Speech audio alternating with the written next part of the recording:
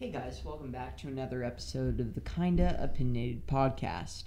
I'm your host, Luke Sharon, and today we have a very special guest, Chris Cochran. He is the COO of the Quarterlink Innovation Collective.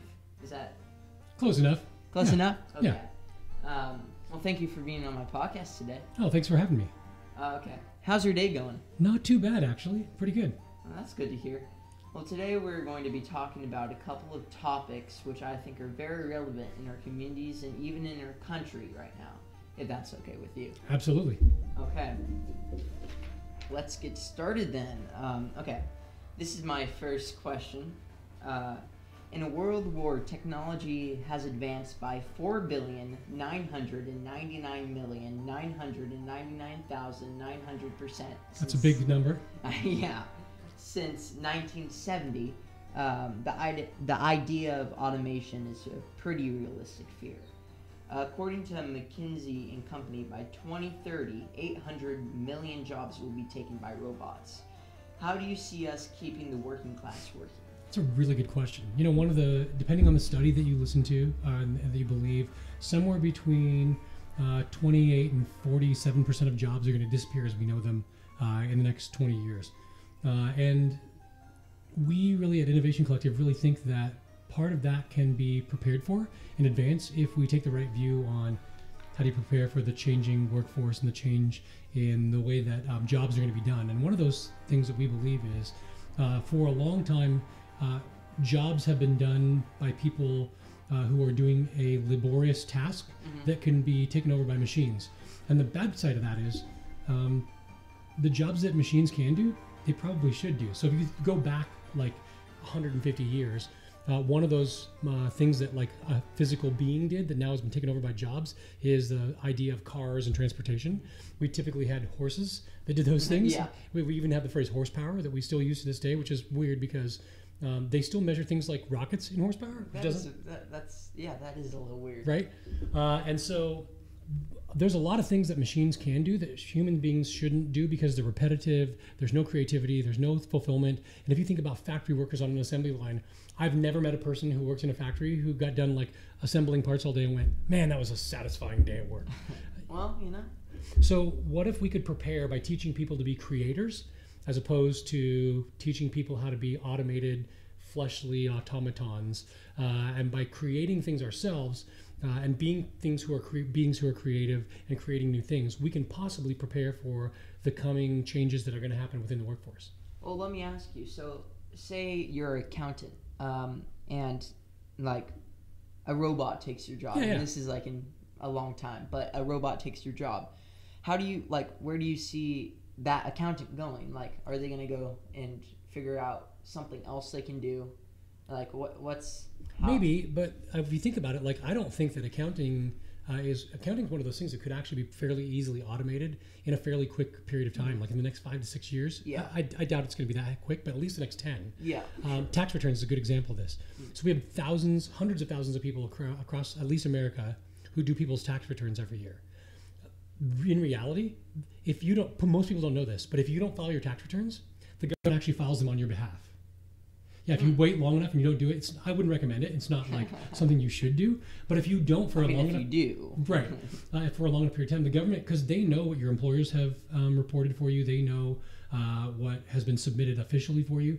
So that's one of those things that the only way that it needs to have a human being involved is when you start getting really creative, or there's things that haven't been reported, things that people don't know. So I think accounting is one of those things where, in reality, a bunch of that could be automated, but being an accounting consultant is one of those things that machines can't take away soon. And I'll give you a really good example. Let's say you're an entrepreneur and you start your own company. Yeah. There's a bunch of different tax laws and there's a bunch of different accounting things that you can do to lessen your tax burden that you have to prepare for and actually think about in advance of that. That's something that the machines can't ever do because they don't know what's coming in the future. They only know what they've been trained on. So accounting is a really good one where I think a lot of accountants, bookkeeping will probably go away as we know it in some form. Yeah. However, a really interesting example of that is if you have an expense that you have as part of your bookkeeping, how you categorize that and how the government looks at that is very, very different depending on what you categorize it as and how you file it within your tax returns. So there's some creativity that goes on in there that actually makes people more creators of accounting facilities as opposed to someone who just is randomly clicking in QuickBooks. Well, even if it isn't like accounting or like other stuff like that, I forget what it was. I don't know if you've heard about this, but there was this one. They're starting to use computer-generated models in stock photos. Yeah. So, if models, like, is that another job? And like some may say that that's like a creative thing. Like, what do you like? What, like, even if it isn't, where do you see all these people who have done this their entire life go? Well, so one of the things that we talk about a lot is the magic that's inside of every human being. So every single human being has a unique set of experiences, thought processes, the way they see the world, and gifts that they can actually get out into the world. In fact, we really believe they owe it to the world to get it out into the world. So a good example is this podcast. There's a lot of kids who are doing paper routes. You've decided to do a podcast. That's a really creative function, and done properly with the right amount of people listening, you can actually monetize this and turn it into an actual company and an actual business that actually makes you money. So much along those same lines, everybody has those things inside of them, and they're things that most of us have never been told, hey, it's okay to think crazy thoughts, and it's okay to dream really, really big. And what if we could get actual companies outside of a small community to pay attention to what's happening within a small community so people can start building new things from scratch? And we talk a lot about wolves, not unicorns, in the startup world. A unicorn is a $1 billion company, and it's going to be the next big thing like Facebook or Instagram or Google. And the problem is, from most small companies, the talent pool is not there to create those kind of companies. Yeah. But what if you and I could start a company where we could create something that a Google or Facebook or an Instagram would be interested in purchasing because we created something new from scratch that no one had ever thought about before? Fair enough. Okay, and that brings me, kind of brings me to my next question. Lots of people, when the modern idea of like automation came to light, like the last 5 years of the idea of automation came to light, said that people will just learn how to code. So it's not really a crisis. But 2% of the American population now knows how to code. What kinds of jobs do you see opening up in the world of technology? That's a good question. And I think that part of what we've done in America poorly is educate people on how to be, and I keep saying this, but creators as opposed to coding is there's some creativity that goes on in coding, and there's definitely a skill set that goes on there. Yeah. But it's definitely not the only thing that creates new technology. So if you and I were going to start a company, let's say it's a completely software-based company. One of us has to know how to code, right? Yeah.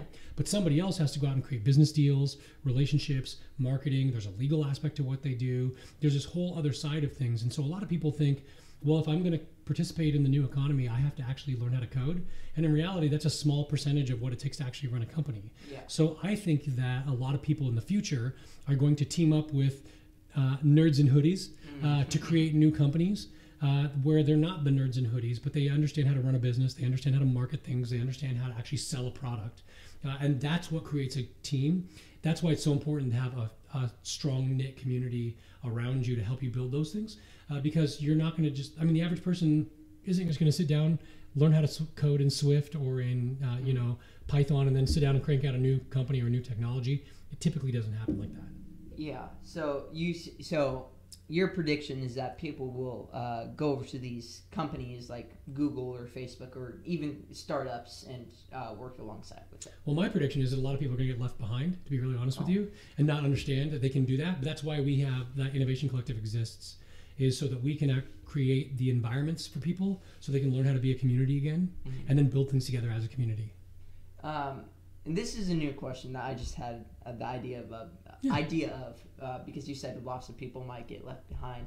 Andrew Yang, he has a lot of concerns around automation. Yeah. He did suspend his presidential thing By the way, a week ago. How old are you? I'm 13. 13. Come on, you know who Andrew Yang is. That's awesome. He was my favorite before he dropped out. But anyways, what's your stance on universal basic income? Because would that help the economy? Or it's an interesting topic because my personal opinion is that universal basic income, wherever it's been tried, hasn't lasted very long. Part of the reason is you're dangling the wrong carrot in front of people. So if everybody's needs, first off, there's not enough. Somebody has to produce new wealth in order for people to actually continue to grow and economies to grow. And so new wealth has to be created. So that has to come from somewhere. So if all you're doing is taking government money and pushing it into the system and then taxing it, you're recycling it. It's like how many times can you filter out bad water until you just run out of enough water for everybody to drink? Yeah. And that's an opinion really based on some economic philosophies. But I think that part of the other problem with universal basic income is if you and I have enough money that we can subside, we can just live basic needs. Mm-hmm. How much is there to encourage people to actually want more or need more? If you're just getting by, like barely getting by, you have enough to pay for a place to live, enough food to eat, and a basic transportation. Well, then why would you ever do anything else? And so what you end up with is a Wall-E situation where you get a bunch of people living on a spaceship Earth and going, I don't feel fulfilled, because the truth is that every single one of us wants to do something significant in the world. Yeah. We want to do something that's cool.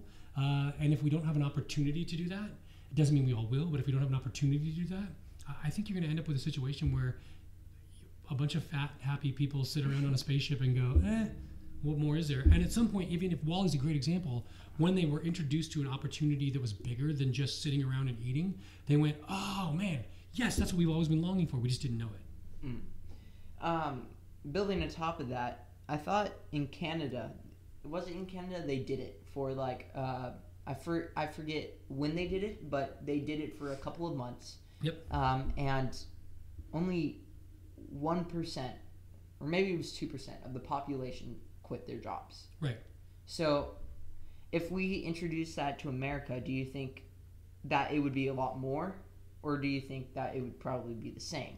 Or do you think the culture of America is too different to compare? I think you're right. I think the culture is too different to compare, but I think the other side of that too is I think part of the reason that only 1 or 2% of people quit their jobs is because people really want. Listen, like again, if you and I are an example in this, and I go, hey, we're going to build something cool. The average person doesn't really care what they're doing as long as they're doing something cool that they feel is contributing to the world, and they're doing it with people they like. So if I said to you, hey, we're going to start a company that creates brand new toilet seats that revolutionize the way that our butts sit on toilets, we would be like, at first you're like, well, that's crazy. But if we had like all of your best friends and all of my best friends, and we're like, let's do this together, and we could actually make money at it, all of a sudden it doesn't really matter what we're doing. And so that innate desire and passion within all of us to do something creative and significant becomes the part that plays a role in people actually participating in that kind of economy. So in my opinion, a better way would be, how do we set up a brand new system that gives people opportunities they didn't have before, and education they didn't have before, and avenues towards prosperity they didn't have before, and then we don't even have to worry about a universal basic income. Fair point. Okay, on to a different topic. What's Sure. a common character trait that you usually see in a successful entrepreneur? There's an OCD quality in most entrepreneurs where they have a passion for something they just can't let go of, and they can't think about anything else. There's something they believe in so strong. And I'll give you a really good example. Met a guy in upstate New York who came to an event that we held there, and he comes in and he goes, I invented perfect firewood. I'm like, what? And he's like, yeah, for the last 5 years, that's all I've been doing. And he created a manufacturing process where it turns out when you burn, you've been around a campfire, and the campfire pops and it makes a lot of smoke. Well, that's because there's a bunch of impurities within the wood. So this guy created a system, a manufacturing system. You can take hardwoods, put them in one side of this thing, and out on the other end pops perfect firewood that doesn't pop, doesn't have any smoke, meets all EPA requirements and everything else. That's what he's been focusing his life on for the past 5 years, because he's so hyper obsessed with this could change. He's so passionate about firewood, and it sounds crazy, but it's actually a really needed thing in the world, because it's technically illegal for you to transport firewood across county lines. Really? In most states, because of the impurities that come with them, like bugs and different things. So this guy's so hyper obsessed with this that's what's been consuming his like every waking moment, and he's actually got something that's a scalable company that could actually turn into $1 billion company at some point. Yeah. That passion and that like obsessive compulsiveness is one trait. I think the other one is all the successful entrepreneurs I've ever met also have this desire to do that within a team of people and a community of people, not on their own, which sounds like super like unintuitive. But in reality, the really successful ones gather the people they know around them and go, hey guys, let's go do this together. Let's create something really cool together. And they get a group of people around them who want to build something together. So those are I know it's not one, but those are the two big things that I've met in every successful entrepreneur is they're super hyper focused around something that they think is going to change the world. And they want to do it within a team of people. Yeah. Well, building on top of that, what is a piece of advice you would give to people wanting to become or wanting to get into entrepreneurship? I'd say a couple things. I'd say one, stop watching Shark Tank. It's like super not helpful to the American culture. Shark Tank is a reality. Come on. It's a reality show. It's not reality. And I can introduce you to two people that I know for a fact who've been screwed over by Shark Tank. Really? Like, yes, they've had their businesses like messed over by Shark Tank, and because when you go on Shark Tank, you have this like interaction with people, and they go, "Yeah, we're going to do this," and then there's all the paperwork you actually have to fill out, and the actual agreements. They change stuff. It's not the same as what they said. They want different levels of things, the valuation of your company. So number one, stop watching Shark Tank. Number two, find a group of people that you actually want to build something with, and start doing it as a group, because nobody does anything great on their own. And I'd say three, start talking with other entrepreneurs and people who are, stop looking at yourself as an entrepreneur, because that's a loaded term in our country. We think of entrepreneurs as these geeky people who are going to build like new technology and junk. Like, stop that. Just think of yourself as a creator who's going to create something new, and then surround yourself with people who are doing that and can support you in that. Oh, well, thank you. So what is Innovation Collective, and how did you get into the company? Yeah. So Innovation Collective, at the end of the day, is an education and an empowerment company. We teach people how to live as a community first, because we've lost how to actually function as a community where we're helping people out and caring about other people within our geographic space. So we teach people how to live as a community again. Then once they start doing that, then we go, hey, what if you guys created new stuff? And when they start believing that, then they start creating new companies. And as those companies start percolating, we start connecting them with bigger brands and resources outside of the area, so they can get access to capital, they can get mentorship, they can get resources, so they can bring those things to a bigger global stage. And then we do that. Once we do that, we start creating a home for them, which is like a physical space. And that's at the kind of in a nutshell, that's what we do. And I got involved because early on in my career, I did a lot of work with students around leadership development. And one of the students I worked with is my current business partner. Called me up one day and he's like, years later, he's like, I got this crazy idea. You want to come help me change the world? And I'm like, dude, that's called economic development. And we're like tech guys. We don't know anything about economic. He goes, we can figure it out. And so we started experimenting, and that's how we came up with Innovation Collective. Wow. Yeah. What's the craziest idea that you actually saw potential in? Oh, that's a good question. Well, the firewood one is one of them. We had a guy come to one of our very first events who literally said, I can change the way that 3D printing is done in the world. And we're like, what do you mean? He goes, well, I've been doing it in my garage for 2 years.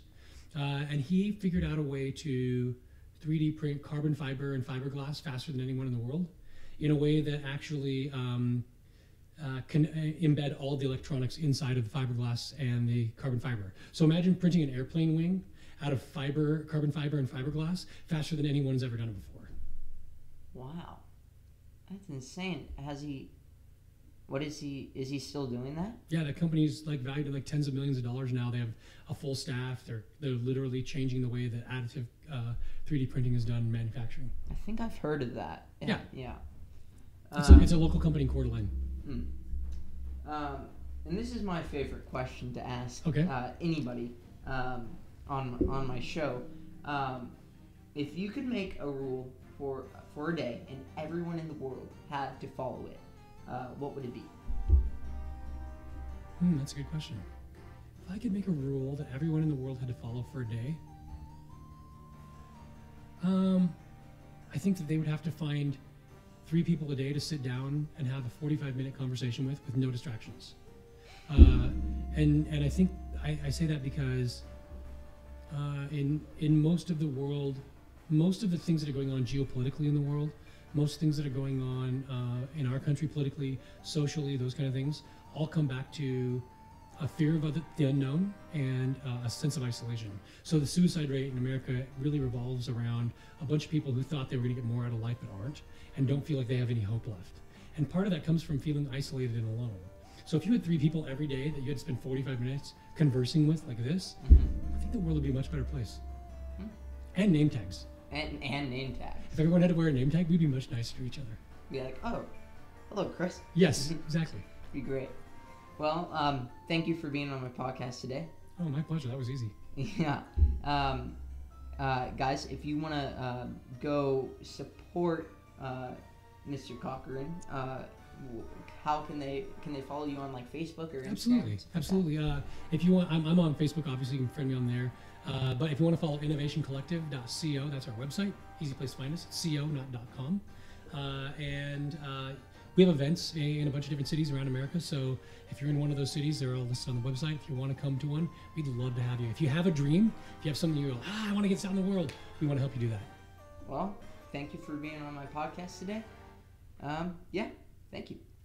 Bye-bye.